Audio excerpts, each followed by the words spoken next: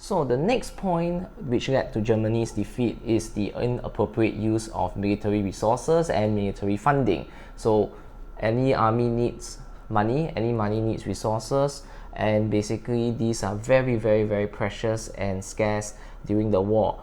Now the first problem was that there is a lot of competition between the German Air Force, the German Army, and the German Navy for these precious resources and funding. They had to compete each other, they had to debate amongst themselves, the generals, which branch of the military, the German military, needed these resources to fight the Allied forces.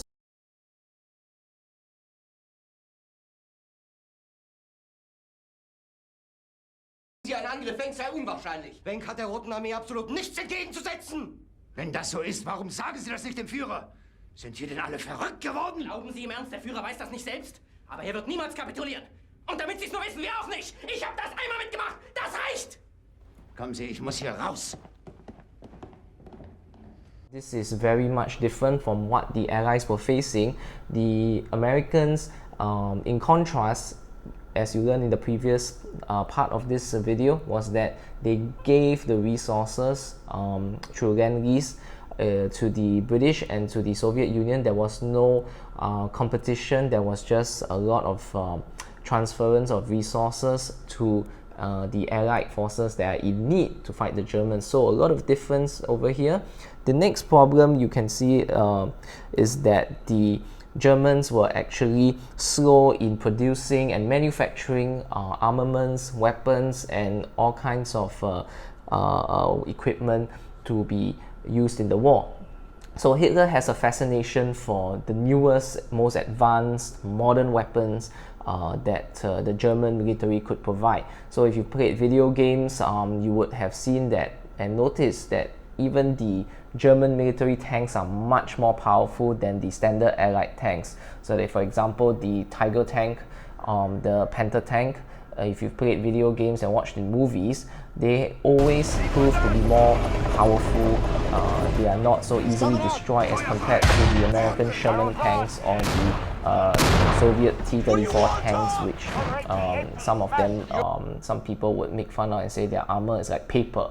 So a lot of resources have to be invested in such powerful German tanks and German weaponry in order to win the war, according to Hitler's mentality. But if you need so much resources, you need to think for yourself that, wait a minute, if I need this to build such a powerful weapon, I need lots of resources, I need extensive amount of time, a lot of hard work, a lot of effort into producing these powerful beasts, these machines, these overkilling kind of weaponry in order to defeat the Allies. So if you need time, you need more resources, and you need more manpower, where is it going to come from? Right? And the problem is that a lot of German factories were being bombed by the Americans and the British Air Force at that point of time. So that was a huge struggle for the German military to keep up in terms of producing and manufacturing these weapons that can be provided for the Army, for the Air Force, and for the Navy during World War II. So you can imagine that America, being such a vast country, vast amount of resources and manpower, giving all these weapons away to the British and to the Soviet Union, who do you think is going to win? Alright, so definitely the Allies have another advantage here, which is lots of resources, manpower, to readily equip their forces, whereas Germany always in need and in demand of high-tech weaponry, modern weapons, and cannot keep up with the demand as the war progressed on. Okay, so this is a bit of a quite straightforward. And the next thing is the German army's heavy reliance on petroleum.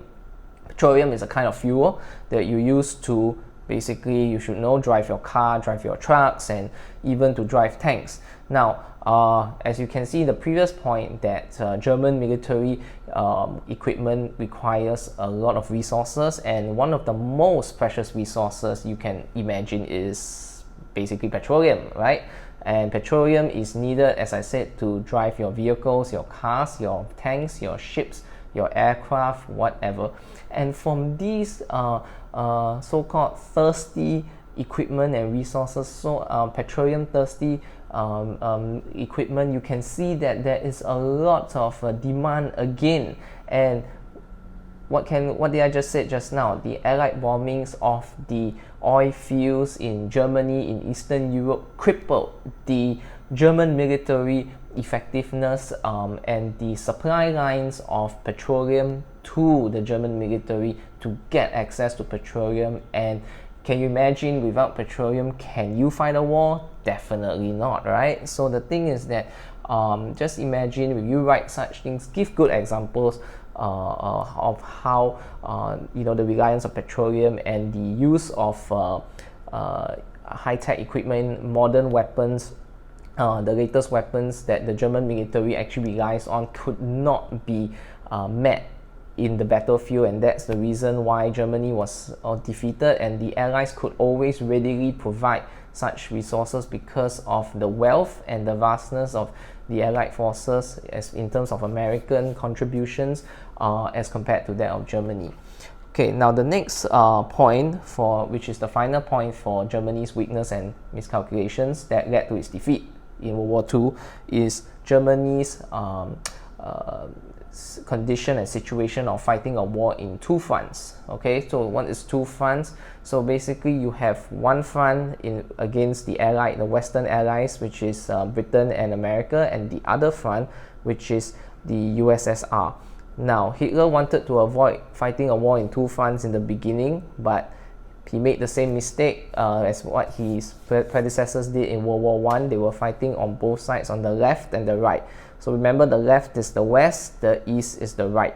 So at this point of time, you can imagine Germany is being sandwiched, okay, by the Americans and British on one side, on the west, the left side, and by the Russians, the Soviet Union on the east, which is the right side, and Germany in the middle, being squished in the middle. This is two-front war. So Germany, Hitler wanted to avoid such a situation. He got himself into such a situation. Why is that? So remember, when in the first part of the video, there was a time whereby Hitler decided to suddenly break the Nazi-Soviet non-aggression pact to actually invade the Soviet Union. What happened? Because the Germans failed to win the Battle of Britain, Hitler was still very, very, very determined to get this goal. Remember what's this goal? Which is living space. So what is living space in German? Lebensraum. Please remember that. In previous chapters we've talked about this before in causes of World War II. So Lebensraum, living space, has always been his goal. But he could not get Britain, so from there he decided to, if you can't go to the left, just as what Beyonce said, you go to the right. So he went to invade the USSR, which is Russia. So in order to do so, he had to break the Nazi-Soviet non-aggression pact. So when you have an enemy in the west, which is the left, called Britain, which you cannot defeat, and now you're going to the right, which is to the east where the Russians are, and you basically invade their territory, you're going to make another enemy. So he has one enemy here in Britain, he has another enemy here in the USSR.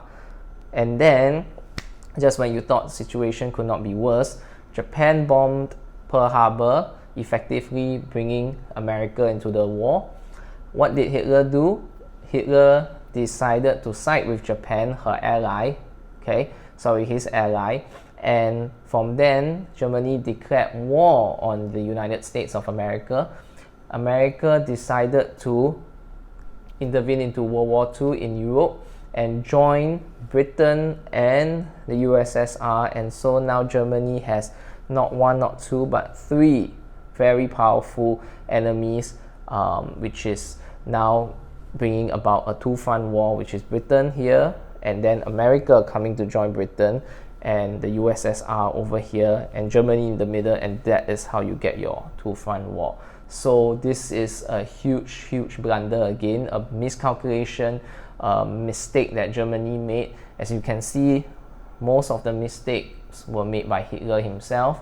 Some people say that it could be pride, it could be his ego, it could be a lot of other things, but you could also argue that it is due to a lack of resources, because in the long term, America being the richest country, most developed country in the world back then, it was only a matter of time that America would overtake Germany in terms of supplies, providing resources, and having the best and well-equipped army at that time. So Germany's defeat was more or less inevitable. It was unavoidable. So I shall see you in the next video, if I'm going to make one. So we will have more fun. I hope you learned something, and I will see you there. Bye.